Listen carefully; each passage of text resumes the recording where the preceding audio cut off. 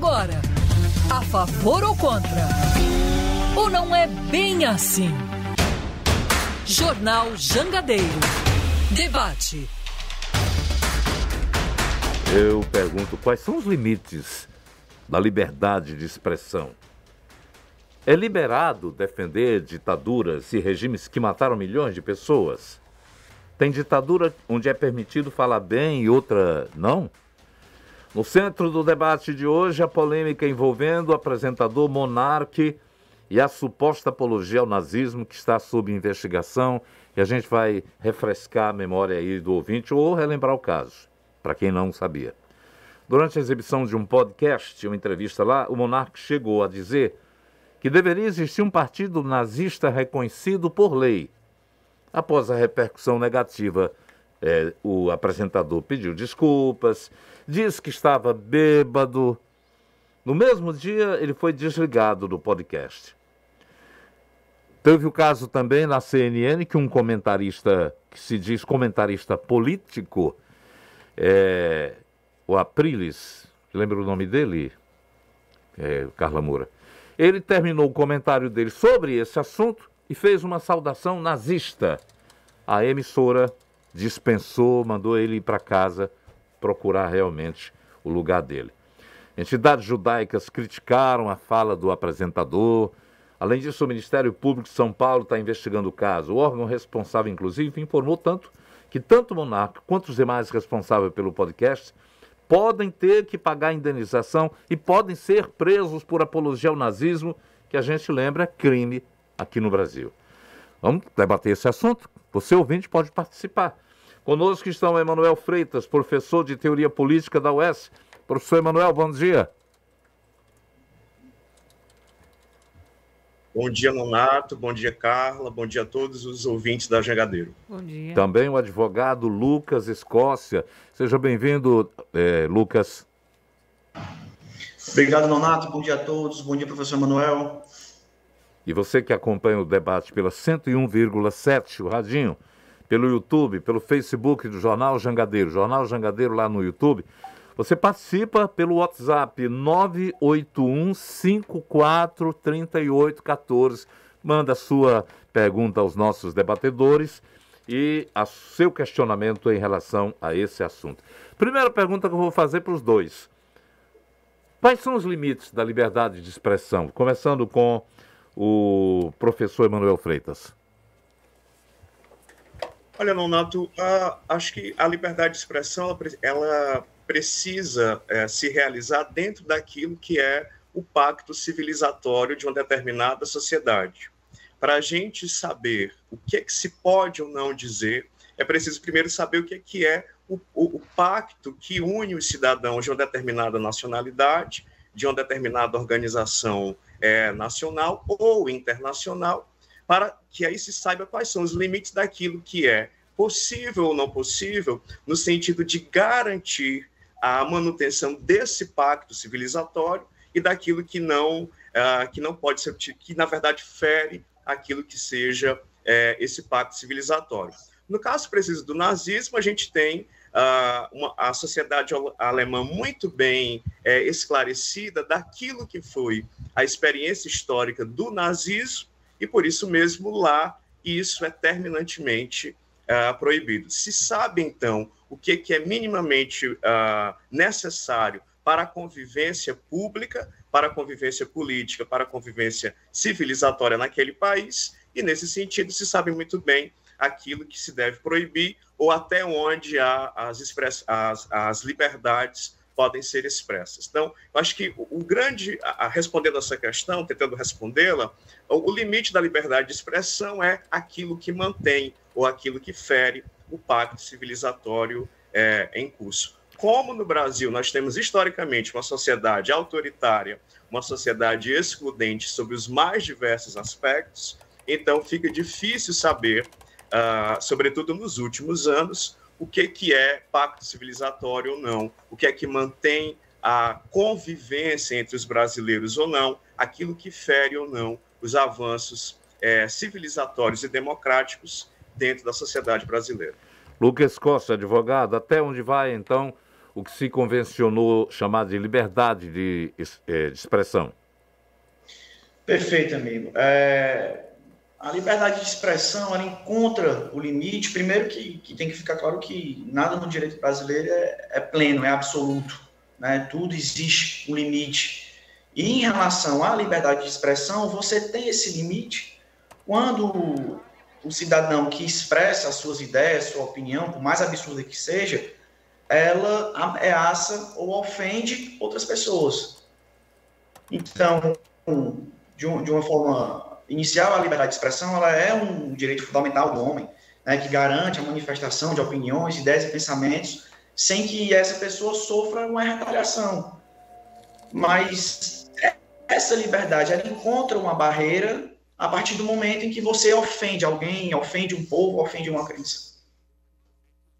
Uhum. A gente tem, inclusive, a questão da apologia ao nazismo, que não é um episódio isolado ao caso Monarch. Fiz um levantamento aqui, a Polícia Federal abriu 51 inquéritos para apurar esses tipos de caso entre janeiro e outubro do ano passado. 110 ao longo de 2020, 69 em 2019.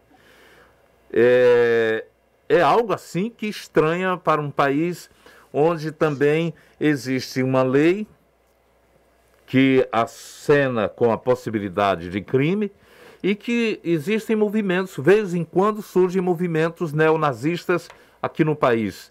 Qual é a sua avaliação disso? O que é que leva jovens, por exemplo, a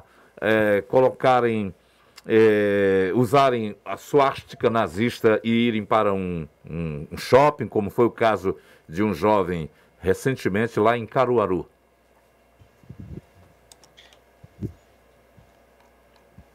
Professor Emanuel.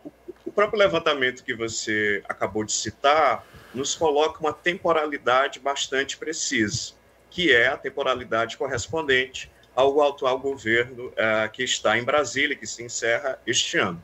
Obviamente, você tem um movimento internacional, né, de extrema-direita, de movimentos e partidos ligados aos ideários xenofobistas, racialistas, por exemplo, que vão se organizando internacionalmente, mas que também têm os seus reflexos no solo brasileiro. O próprio presidente da República, os seus filhos, são simpatizantes. Basta a gente lembrar visitas recentes que netos de nazistas, de membros de partidos nazistas alemães e da Europa, fizeram ao Brasil exatamente com a família presidencial.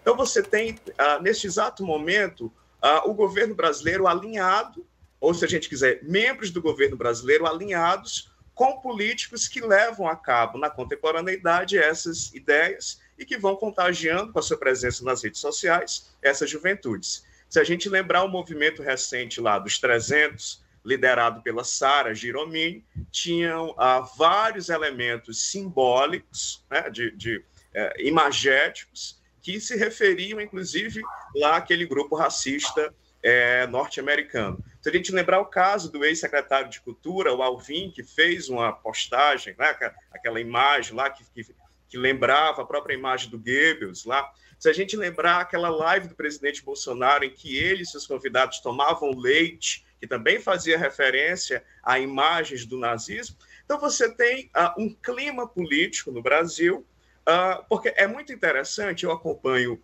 grupos conservadores, religiosos e bolsonaristas, é muito interessante porque você vê ao mesmo tempo, sobretudo durante a pandemia, a partir dos decretos de lockdown, você teve uma operação discursiva desses grupos tentando identificar as posturas dos governadores com o nazismo. Né? Então, olha, estão tirando a tua liberdade agora de ir e vir, de ir para a igreja, não sei o quê, não sei o quê, não sei o quê, e isso é semelhante ao nazismo. Então, assim, nós do governo não somos nazistas. Os governadores e prefeitos que estão impedindo vocês de saírem de casa são próximos do nazismo. Então, tenham cuidado com isso. Ao mesmo tempo em que dizia isso, esse mesmo grupo se aproximava de nazistas reais ou de neonazistas reais, inclusive recebendo-os dentro do Palácio do Planalto. Então, tudo isso, né, contagia a juventude, já que esses sujeitos têm uma grande penetração nas redes sociais, sobretudo com a ideia de que para salvar o país, para salvar a política, é preciso romper de tal modo o pacto civilizatório. Esse pacto civilizatório a quem chamam, inclusive, de politicamente correto, de mimimi, etc., etc., as mais diversas nomenclaturas depreciativas. É preciso romper esse pacto civilizatório que não deu certo, e a forma de rompê-lo é por meio da radicalidade a mais absoluta possível. Por isso é que nós temos aí, exatamente, nesses últimos 3 anos, esses números que você também fez referência de inquéritos na Polícia Federal. Advogado, também isso que o professor fala tem realmente um reflexo na atualidade brasileira. Eu me lembro, junto aos fatos que ele relacionou, a agressão aos quilombolas, a questão do tratamento aos indígenas, a intolerância e a radicalidade que se expressam desde 2018. Essa sementeira cultural negativista pode nos levar a situações perigosas, na sua avaliação? Lucas. Pronto, acredito que sim. Essa questão, como o meu professor disse, essa ideologia, esse extremismo, eu particularmente entendo que o extremismo, o radicalismo, ele não é bom para nenhum lado. E em relação a essa questão da xenofobia, da apologia como um todo, desse preconceito como um todo, ele decorre de uma falta de conhecimento, de uma falta de uma estrutura educacional e até um pouco de ignorância, porque eu acho que qualquer ser humano que entre na internet e pesquise de fato o que foi o Holocausto, o que foi o nazismo, e se colocar no lugar daquela pessoa, ela já vai ver que realmente aquilo ali não é uma coisa boa. E de outro lado, a gente tem a questão da impunidade, né? Você vê várias vezes na mídia como um todo, essa semana, por coincidência ou não, ocorreram mais de um episódio distinto do Adrilles, do Monark e até de outro político, e aí se fica essa questão da impunidade. Então, o que muita gente pensa eu vou fazer porque eu estou no Brasil, a terra da impunidade, não vai acontecer nada comigo, então vamos tocar o barco. Então, eu acho que os 2 fatores principais em relação a esse tipo de preconceito, que é um absurdo, é tanto a questão da falta do conhecimento, né, os 3 pontos, na verdade, a falta do conhecimento, a falta de você se colocar no papel do outro, e não só em relação ao nazismo em si, todo tipo de qualquer violência nesse tipo de raça, de cor, de credo, etc. E a questão da impunidade. Infelizmente, a impunidade no Brasil ela é muito alta, o que dá margem para que pessoas que, vamos dizer assim, entendem esse tipo de coisa, acreditem que possam fazer o que fazem e não serão punidos. É interessante. Eu estou me recordando que até alguns anos atrás, os livros de história na Alemanha davam um salto no tempo e omitiam a crueza do Holocausto, deixando em aberta a discussão da era hitlerista. E, de repente, voltou-se a colocar a história do nazismo dentro dos livros para que os jovens dessa era não tivessem o esquecimento, a falha que muitas vezes temos em relação, por exemplo, à era da ditadura, quando os jovens até hoje estão achando que o período da ditadura era o correto. Essa falha também se deve a esse conceito que o nosso convidado advogado falou, professor? Olha, enquanto o Lucas falava, eu lembrava que talvez um dos modos pelos quais esse discurso é contemporaneamente efetivo, sobretudo com relação à captura das juventudes, é que muitas vezes ele vem travestido ou, após a repercussão, ele é revestido de uma aura de humor. O próprio Adrilles, né, ali fazendo o gesto nazista, ele o faz sorrindo e depois diz que várias vezes, durante o encerramento do programa, ele fazia também aquilo ali, o que já foi desmentido. Se a gente lembrar um deputado estadual do Ceará, que há alguns meses fez uma postagem com o bigode imitando do Hitler, após a repercussão disso, também disse que estava apenas fazendo uma chacota. Então, é interessante que essas apologias veladas, né, nem tanto as claras, ela, vez por outra, elas são mascaradas por essa ideia de humor. O que eu estou fazendo aqui é humor, estou tirando onda com vocês, enfim, e não estou defendendo o nazismo, pelo contrário, estou apenas me valendo da liberdade de expressão. Agora, o que talvez seja importante, assim, eu vou só discordar do Lucas, no sentido de que isso, para mim, não é por falta de conhecimento, pelo contrário, né? Nós temos se a gente pensar no Brasil, a gente tem uma grande produção historiográfica, por exemplo, sobre o momento da ditadura civil-militar.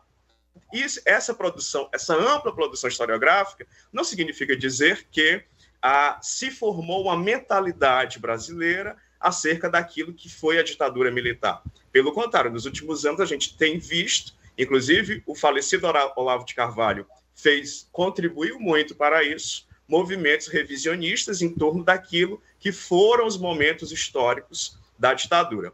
Veja as homenagens que o tempo todo pululam para os escravistas. Recentemente, um vereador de Fortaleza, ligado à Renovação Carismática, por exemplo, apresentou um projeto de lei para homenagear a princesa Isabel como a grande abolicionista, e depois ele foi lá apenas para fazer uma defesa da família imperial.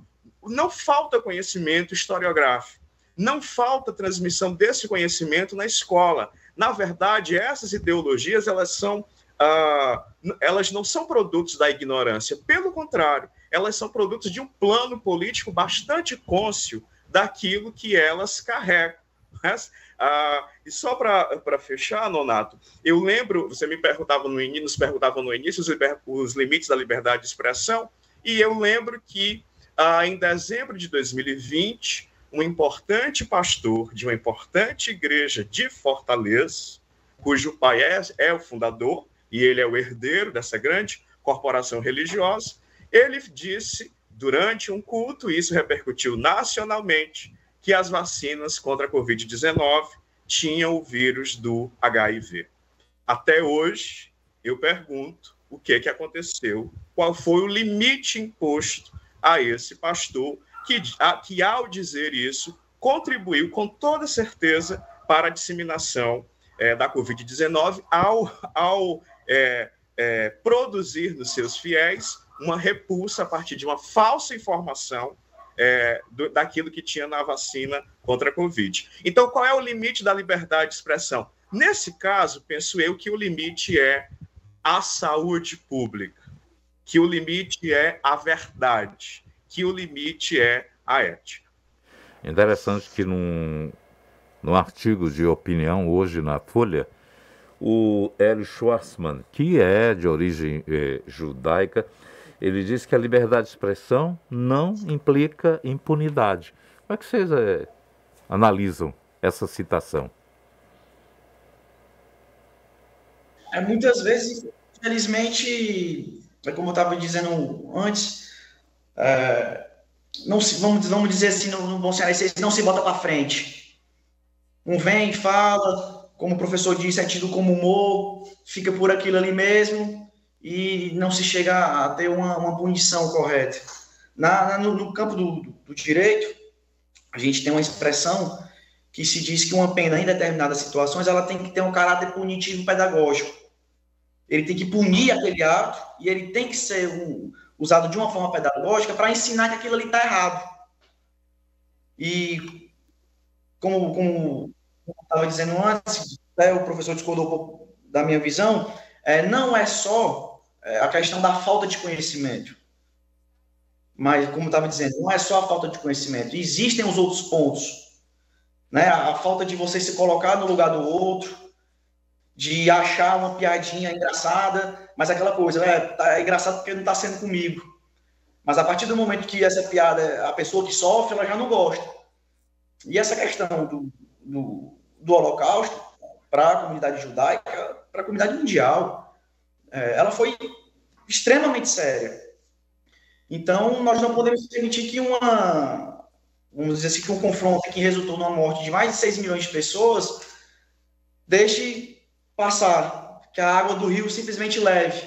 Tem que haver essa punição, tanto que em relação aos casos que nós citamos, mais precisamente em relação ao monarca, A PGR já se manifestou nesse sentido, de que vai abrir uma investigação. A própria Secretaria de Segurança do Estado do Rio de Janeiro também falou nessa questão da punição, e tem que punir mesmo.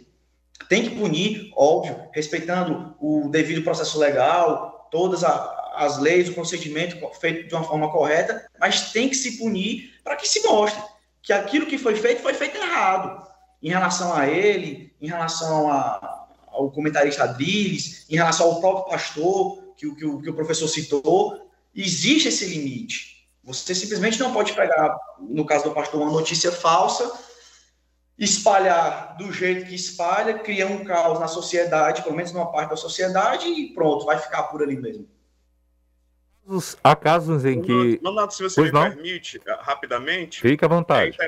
Essa pergunta... Recentemente, o Jornal de Fortaleza publicou uma matéria dando conta de que o projeto de lei de autoria da deputada Augusta Brito, que pune as fake news fake news relacionadas à saúde durante momentos de pandemia, em mais de um ano, essa lei só alcançou 2 casos.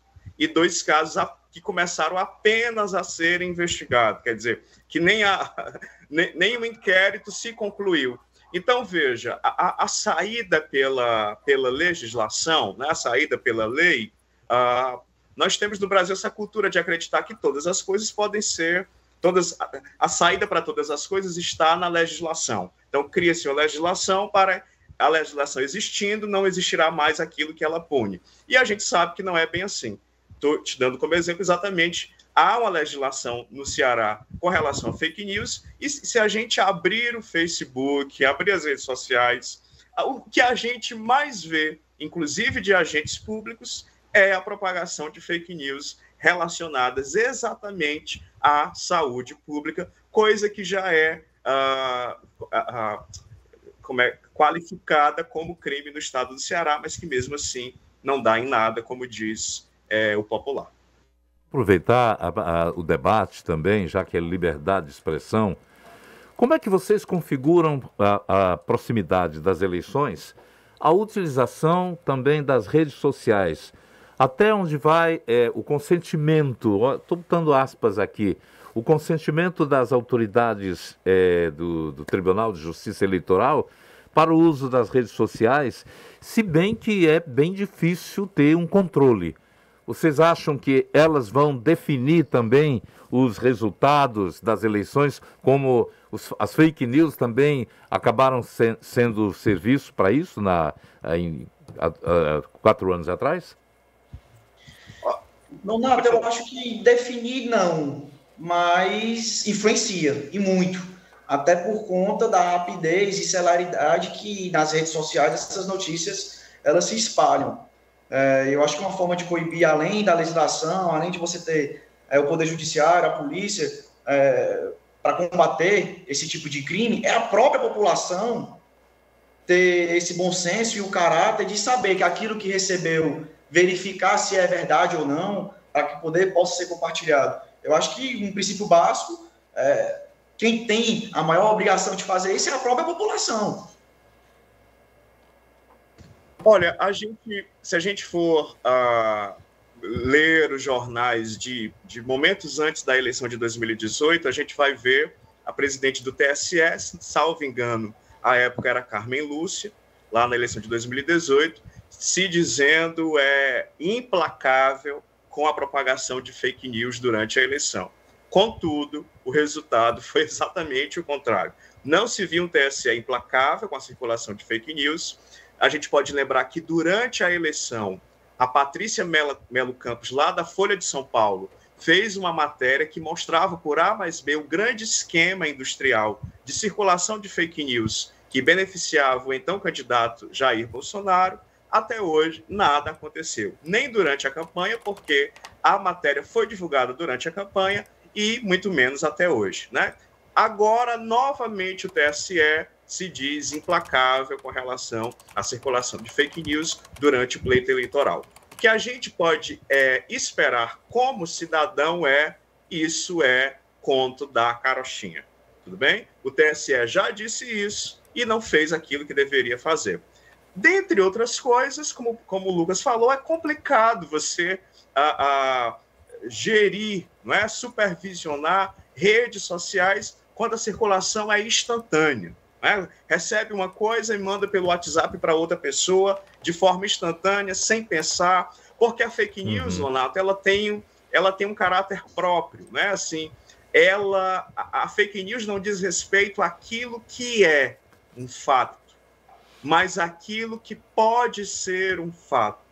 Eu mesmo fiz um trabalho de pesquisa durante a eleição de 2018 com fake news antirreligiosas contra o candidato do PT, e num grupo religioso do Facebook. Então, tinha coisas que era claramente mentira, e que um clique no Google resolvia aquela informação. Mas veja, mais do que ser mentira, ou para além de ser mentira, a fake news tem um sentido de verdade. Então, por mais que por exemplo, a Manuela Dávila, uma fake news que circulou muito, a Manuela Dávila com uma blusa "Jesus é travesti".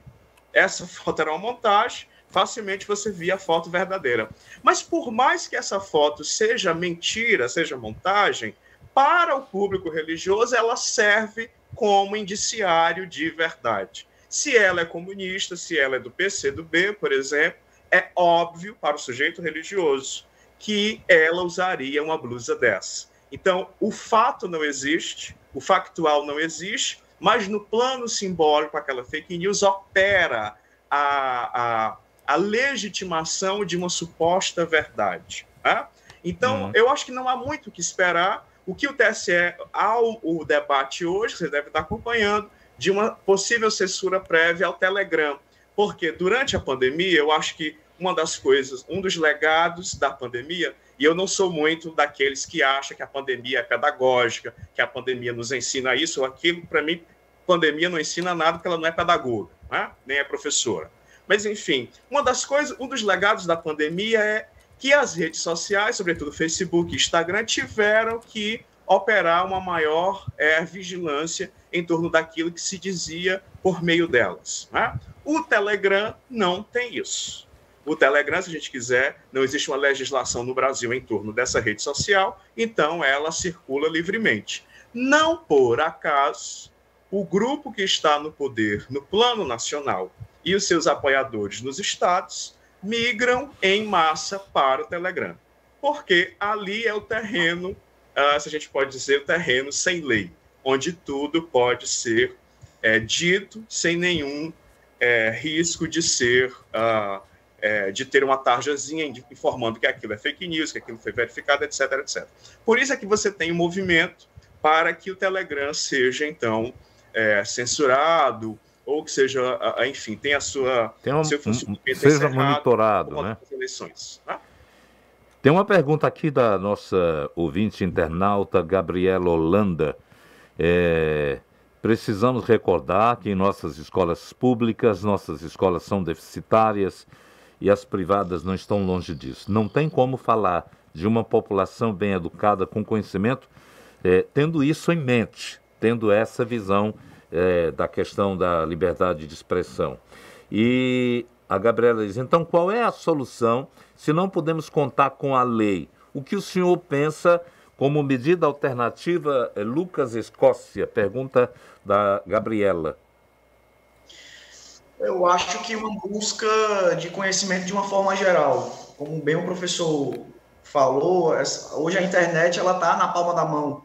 Né? Por mais que você tenha realmente alguma parte da sociedade que não tem essa facilidade, a possibilidade de ter um celular, vamos dizer assim, razoável, a busca pelo conhecimento ela pode partir de várias perspectivas distintas. Hoje, essa questão da tecnologia ela está muito mais fácil. Então, era isso que eu estava dizendo um pouco antes. A questão da fake news, na hora que ela se espalha, a pessoa poderia refletir um pouco.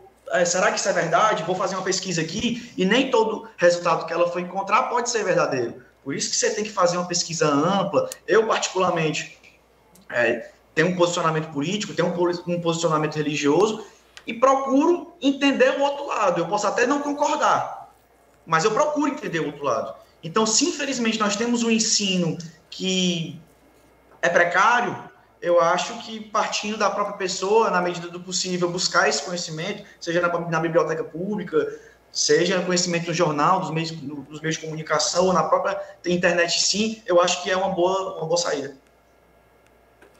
Professor, a sua opinião? Olha, Nonato, eu acho que a gente pode voltar naquela primeira resposta que a gente deu, não é assim? A saída é o pacto civilizatório brasileiro, a problematização do pacto, a revisão desse pacto, o que é que cabe ou não enquanto cultura brasileira, o que é aceitável ou não enquanto cultura brasileira, enquanto sociedade brasileira, enquanto modo de relações entre os brasileiros, daquilo que é um valor para o Brasil. Eu acho que quando essas questões se resolverem, né, o que é a democracia brasileira, quais são os elementos que a constituem ou que a devem constituir, quando essas coisas estiverem claras, o terreno dessas falsas mensagens, dessas falsas notícias, ficará um pouco mais aplainado, se a gente puder dizer assim. Acho que as fake news, a gente não pode esquecer que o Brasil não está a parte do mundo, né? Então, o fenômeno das fake news é um fenômeno mundial, é próprio de uma sociedade digitalizada, né? De uma sociedade em rede. O que acontece no Brasil é uma frouxidão com relação àquilo que é dito, aquilo que é expresso, sobretudo no espaço público, que inexiste. Olha, a gente pode até dizer que esses casos recentes que a gente está tendo aqui como foco da discussão, tanto do Adriles como do Monark, eles repercutiram por conta da sua visibilidade. Uhum. Assim, o que não... nas universidades a gente vê muitos problemas, nas escolas, enfim, que não repercutem, que não se tornam discussão nacional, porque não tem essa mesma repercussão. Muito obrigado aqui também aos internautas. Elizabeth Sarte, lá de Sapucaia, no Rio Grande do Sul. Obrigado ao Thiago Nogueira Santos, que está lá em Nova York, acompanhando e gostando aqui da discussão. Os senhores falaram que a coisa muitas vezes é utilizada como forma de humor. E como humor, muita gente aplaude. Esquecidos de que, como falava um professor nosso lá em Iguatu, Padre Vieira, numa aula, ele dizia, muito cuidado. A gente tem a mania de achar que só é responsável pelos crimes contra a morte dos cristãos na arena o Nero e todos os imperadores, mas na verdade aqueles que aplaudem também estavam sendo condenados, se autocondenando. Quem aplaude então o humor irreverente, sarcástico e politicamente incorreto, somos todos culpados, Lucas?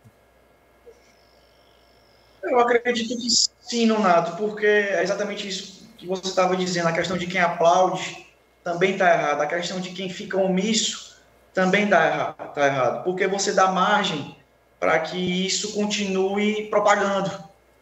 Né? Então, eu entendo que você tem que trabalhar a coisa do micro para ir para o macro.